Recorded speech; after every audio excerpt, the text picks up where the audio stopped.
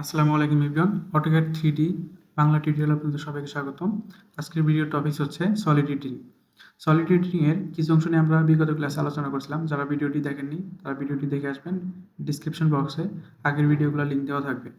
So আজকের ভিডিওর topic হচ্ছে edges, extract edges, imprint, colour edges, copy edges, then হচ্ছে ফেস নিয়ে কিছু আলোচনা করব। Face, extrude face, taper face, move face এগুলা। দেন হচ্ছে এখানে আছে হচ্ছে সেপারেট, ক্লিন, শেল, চেক এগুলা। সো এইগুলো নিয়ে আলোচনা করব। মোটামুটি আজকের ক্লাসটা দেখলে মোটামুটি আপনারা হচ্ছে সব অ্যাডভান্স লেভেলের 3D ড্রয়িংগুলো করতে পারবেন আশা করি। সো কথা না বাড়িয়ে কাজে চলে যায় সরাসরি। সো আমি এইখানে যে অবজেক্ট আছে এক্সট্রুড এজ, এটা দেখানোর জন্য আমরা প্রথমে একটা অবজেক্ট নিয়ে নিই, বা আমরা হচ্ছে 3Dর মধ্যে একটা অবজেক্ট ক্রিয়েট করি জাস্ট। তাহলে আমরা এখান থেকে হচ্ছে আমরা একটা রেক্টেঙ্গল নিই। এই রেক্টেঙ্গলকে আমরা ফার্স্টে এক্সট্রুড করে দিই, দেন এন্টার।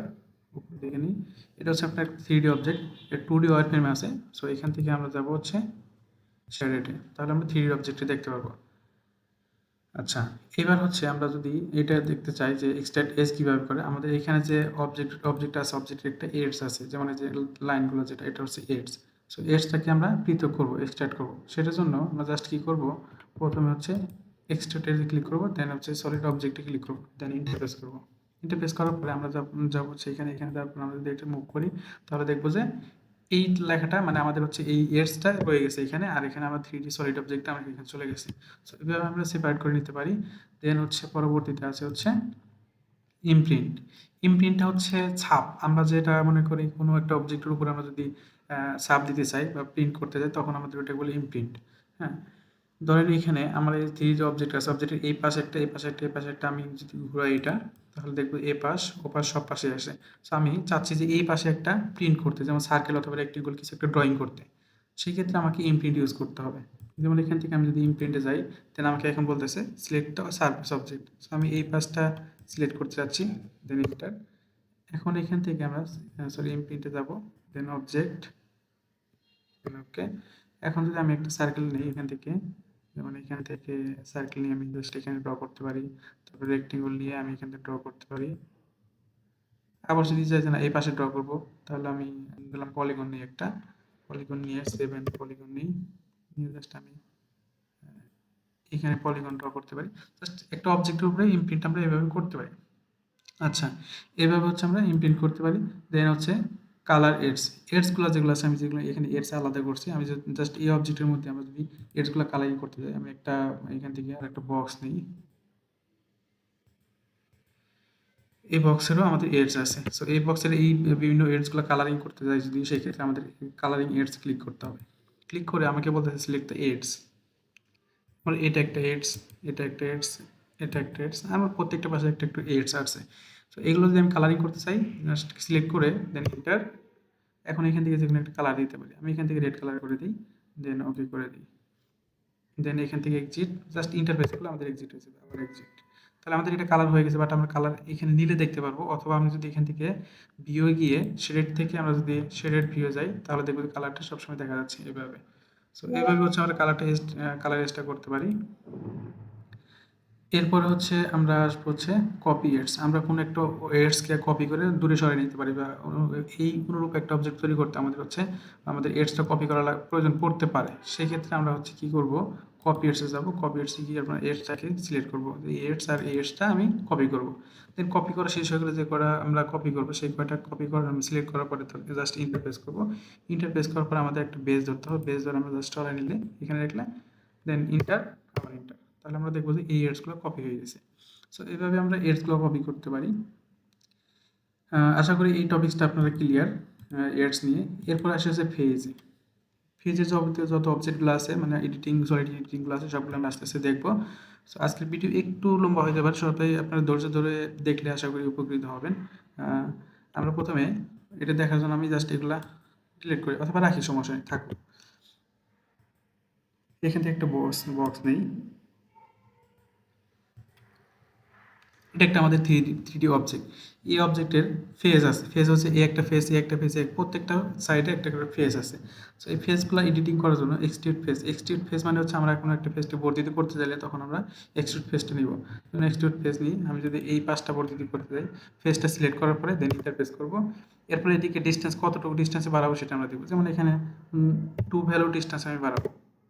দেন আমাদের অ্যাঙ্গেল কত, মানে আমি কত ডিগ্রি অ্যাঙ্গেল করে বাড়িতেছি। যদি 0 থাকে তাহলে আমাদের 0টি সোজাসুজি যাবে একদম, আর যদি অ্যাঙ্গেল তাহলে বাঁকা হয়ে বর্ধিত হবে। যেমন আমি 0 রাখবো, 0 রাখি, 0 দেন এন্টার, তাহলে দেখবো আমাদের সোজা একদম 0 ডিগ্রি অ্যাঙ্গেল হয়ে আমাদের বাড়ছে।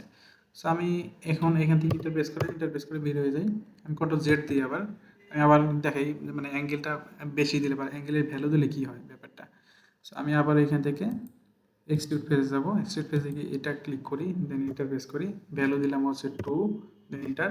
এখন আমাদের অ্যাঙ্গেল যাচ্ছে, অ্যাঙ্গেল দিলাম হচ্ছে আমি 30 ডিগ্রি দিলাম, 30 ডিগ্রি দিয়ে দেন ইন্টারফেস করলাম, দেন এন্টার। এখন দেখেন ব্যাপারটা কি হয়েছে, আমি এইখান থেকে যতটুকু বর্ধিত করছি সেটা হচ্ছে 30 ডিগ্রি অ্যাঙ্গেল হয়ে বর্ধিত হয়েছে। সো এটা হচ্ছে ফেস এক্সট্রুড করার একটা ওয়ে। সো আমি কন্ট্রোল জেড দিয়ে আবার আগের পজিশনে চলে যাই। আমি পরেরটা দেখাবো এখন, যেটা হচ্ছে ট্যাপার ফেস। ট্যাপার ফেসটা হচ্ছে আমি কোনো একটা ফেসকে আমি একটু অ্যাঙ্গেল করে বাগাইতে চাইলে তখন হচ্ছে আমাদের ট্যাপার ফেসে ক্লিক করতে হবে। যেমন হচ্ছে ট্যাপার ফেস, এখান থেকে আমি জাস্ট অবজেক্টটা ফেসটা সিলেক্ট করি, এই ফেস, দেন এন্টার। এখন আমাকে বেস পয়েন্ট দিতে হবে, যে বেস পয়েন্ট এটা আমি এই দিকে বাগাইতে যাচ্ছি, যে এই দিকে। তো এদিকে আমি কত ডিগ্রি অ্যাঙ্গেলে বাঁকাবো সেটা আমরা এখান থেকে ভ্যালু দিব। যেমন আমি 45 ডিগ্রি অ্যাঙ্গেলে বাঁকাইতে যাচ্ছি, আমি 45 দিয়ে জাস্ট ইন্টারফেস করবো, তারপর আবার এন্টার, আবার এন্টার। তাহলে দেখবো যে 45 ডিগ্রি অ্যাঙ্গেলে আমাদের এটা পেকে গেছে। সো আমি পরের অবজেক্টটা দেখার জন্য আমি কন্ট্রোল জেড করে আবার আগের পজিশনে চলে যাই। আচ্ছা, এবার আসি হচ্ছে মুভ ফেস। আমরা কোনো একটা ফেসকে মুভ করতে চাইলে বা এটা বর্ধিতর মতো আর কি, মুভ করতে চাইলে তখন হচ্ছে আমাদের এটা এই অবজেক্টে ক্লিক করতে হবে। যেমন আমি এই ফেসটা ক্লিক করবো, দেন এন্টার, তারপর মুভ করে বেস পয়েন্ট ধরে মুভ করে দিলাম, এইদিকে নিয়ে আসবো, এতটুকু নিয়ে এসে দেন এন্টার। তাহলে দেখবো যে এটা মুভ হয়ে গেছে এতটুকু। আবার কন্ট্রোল জেড প্রেস করে আগের পজিশন চলে যায় পরের অবজেক্টটা দেখানোর জন্য। এবার আসি হচ্ছে কপি ফেস। কোনো একটা ফেসকে আমরা কপি করে দূরে সরাই নিতে চাইলে তখন হচ্ছে কপি ফেস ইউজ করতে হবে। যেমন কপি ফেসে ক্লিক করলাম, ক্লিক করার পরে আমি একটা ফেস সিলেক্ট করলাম, দেন এন্টার। এবার হচ্ছে বেস পয়েন্ট ধরবো, এখানে একটা বেস পয়েন্ট যে কোনো একটা জায়গায় ধরলাম, ধরে আমি যদি এখানে রাখি তাহলে দেখবো যে শুধুমাত্র এই ফেসটা কপি হয়ে এখানে চলে গেছে, কপি। আচ্ছা, এবার আসি হচ্ছে ফেস অফসেট। আমরা কোনো একটা ফেসকে নির্দিষ্ট পরিমাণে দূরত্বে যদি আমি বাড়াইতে চাই তখন হচ্ছে আমাদের ফেস অফসেটে ক্লিক করতে হবে। আচ্ছা, এখান থেকে আমরা যাব ফেস অফসেট, এটাকে আমরা সামনের দিকে বর্ধিত করবো, অফসেট করব, ফেস অফসেট, দেন এন্টার।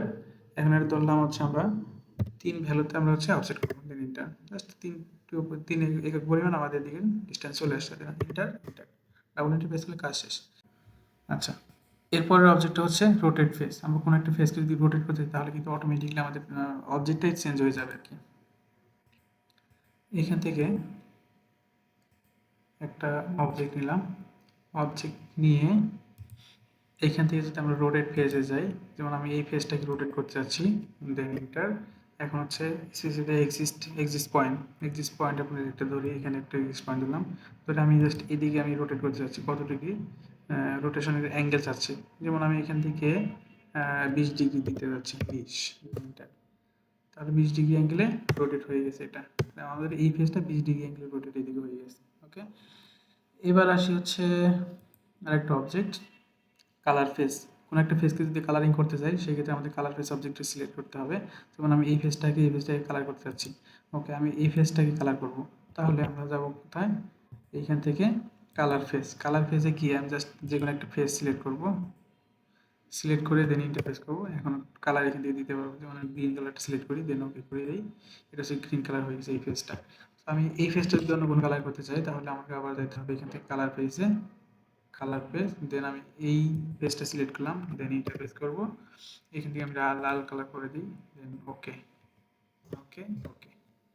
এভাবে আমরা ফেসগুলোকে অবজেক্টিভ সব ফেসগুলোকে আলাদাভাবে কালারিং করতে পারি। ডিলিট করে দিই এটা। আচ্ছা, এই হচ্ছে আমাদের ফেসগুলো সবগুলো আমরা দেখলাম মোটামুটি। এইখানে বাকি আছে হচ্ছে সেপারেট, ক্লিন, শেল, সেভ। আমরা এটা দেখি আস্তে আস্তে। তার জন্য আমরা একটা 3D অবজেক্ট বক্স নিয়ে নিই। বক্স নিলাম। বক্স নেওয়ার পরে আমরা যদি এই অবজেক্টগুলো দেখি আস্তে আস্তে সেপারেট করে কীভাবে। আচ্ছা, আমরা আরেকটা বক্স নিই। সেপারেটটা দেখানোর জন্য আরেকটা বক্স লাগবে আমাদের। ধরলাম এখানে দুইটা অবজেক্ট আছে, দুইটা অবজেক্টকে আমরা একটা অবজেক্টে রূপান্তর করতে পারি। যেমন এখানে একটা সিলেক্ট করলাম, একটা সিলেক্ট হয়েছে, আবার এটা সিলেক্ট করলে এটা আলাদাভাবে সিলেক্ট হচ্ছে। এখন দুইটাকে একটা অবজেক্টে নিয়ে যাওয়ার জন্য আমরা সলিড এডিটিংয়ে এখানে ইউনিয়ন নামে একটা অপশন দেখছিলাম, সেটা আমি সিলেক্ট করব। যেমন আমি ইউনিয়ন নিলাম, নিয়ে জাস্ট এ অবজেক্ট আর এই অবজেক্টটা সিলেক্ট করলাম, এটা। এখন দেখবো দুটো অবজেক্ট মিলে একটা অবজেক্টের আন্ডারে চলে আসছে। এখন এটাকে সেপারেট করার জন্য মূলত আমাদের এই সেপারেট অপশনটা ইউজ করতে হয়। যেমন আমি যদি এখন সেপারেটে যাই, সেপারেটে গিয়ে যদি এটা ক্লিক করি, দেন ইন্টারফেস করি, তাহলে দেখবো যে দুটো আলাদা হয়ে গেছে। এখন কিন্তু আলাদা আলাদা সিলেক্ট করতে পারতেছি। অনেক সময় আমাদের কাজের প্রয়োজন ইউনিয়ন করা লাগতে পারে, আবার সেই ইউনিয়নটা সেপারেট করার জন্য আমাদের হচ্ছে এভাবে সেপারেট করে নিতে পারি আমরা। এবার আসি হচ্ছে শেলে। শেল নেওয়ার জন্য আমাদের শেল নেওয়ার জন্য আমরা একটা অবজেক্ট নেই। যেমন আমরা হচ্ছে এর আগে দেখছিলাম হচ্ছে এখান থেকে এক্সট্রুড, এখান থেকে সুইপ নামে একটা অপশন দেখছিলাম, সেই অপশনে যাই আমরা।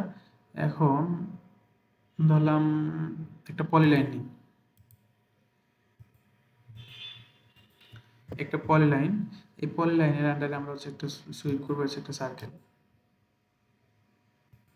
এটা একটা সার্কেল, এই সার্কেলে পরে সুইপ করবো। যেমন আমি এখান থেকে সুইপ অপশনে গিয়ে অবজেক্টটা সিলেক্ট করবো, দেন এন্টার, দেন হচ্ছে সুইপ পাথটা সিলেক্ট করবো।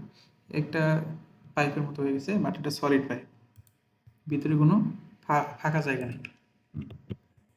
আমরা এটা একটু উপরের দিকে নিই, ভিতরে কোনো ফাঁকা জায়গা নেই। এখন এটা পাইপ আকারে ধারণ করতে গেলে আমাদের শেলটা অপশনটা ইউজ করতে হবে, শেল অপশনটা ইউজ করতে হবে। যেমন এখান থেকে আমি যদি শেলে যাই, শেলকে অবজেক্টে সিলেক্ট করব, দেন এখানে যে ফেসটা রিমুভ করতে যাচ্ছি সেই ফেসটা ক্লিক করব, সেই ফেসটা ক্লিক করব। ক্লিক করার পরে ইন্টারফেস করব, আর এই পাইপের থিকনেসটা কতটুকু হবে সেটা আমাদের এখান থেকে দিতে হবে। যেমন আমি 0.01 ভ্যালু দিতে যাচ্ছি, একদম পাতলা করতে যাচ্ছি এই পার্টটা আর কি। ওকে করে দিই, ওকে করে দিয়ে ডাবল এন্টার প্রেস করি। এখন যদি আমরা এটা দেখি যে এই অবজেক্টটা একদম ভিতরে ফাঁকা হয়ে গেছে, দেখেন। আশা করি বোঝা যাচ্ছে যে অবজেক্টটা ভিতরে পাইপের মতো ফাঁকা হয়ে গেছে আর কি। সো এইভাবে হচ্ছে আমরা শেল অপশনটা ইউজ করতে পারি।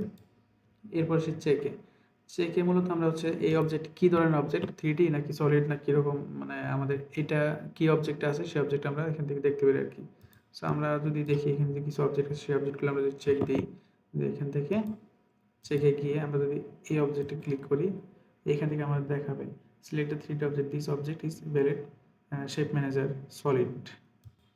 সলিড। এখন আমরা যদি এইটা দেখি যে এটা কি এরকম আছে, এটা কিন্তু enter the body editing option. আচ্ছা, আমরা আবার যাই, এটা কিন্তু সলিড দেখাচ্ছে। হ্যাঁ, সো এভাবে হচ্ছে আমরা চেক দিতে পারি যে 3D অবজেক্ট নাকি এই অবজেক্ট। আমরা যদি এইটা দেখতে চাই যে আমরা আসলে সেলে গিয়ে এটা কিন্তু সিলেক্ট 3D সলিড দেখাচ্ছে না, এটা কিন্তু মানে 3D সলিড অবজেক্ট না, সেটা কিন্তু এখানে কোনো অবজেক্ট আসে না। এভাবে আমরা চেক দিতে পারি যে এটা 3D সলিড নাকি, যদিও চোখের মাপে দেখতে পারি, কিন্তু এটাতে চেক দেওয়া যায় আর কি। সো সলিড এডিটিং এর ভিডিও নিয়ে আজকের ভিডিও এই পর্যন্ত ছিল। আশা করি সবার ভালো লাগবে। পরবর্তীতে আমরা ছোট ছোট কিছু প্রজেক্ট করবো, দেন হচ্ছে প্রজেক্ট করার মাধ্যমে আমরা হচ্ছে মডিফাই টুলবার, সেকশন, তারপরে কোঅর্ডিনেট, এগুলো আমরা আস্তে আস্তে কাজ শিখবো। সো আজকের ভিডিও এই পর্যন্ত, সবাই ভালো থাকবেন, ধন্যবাদ।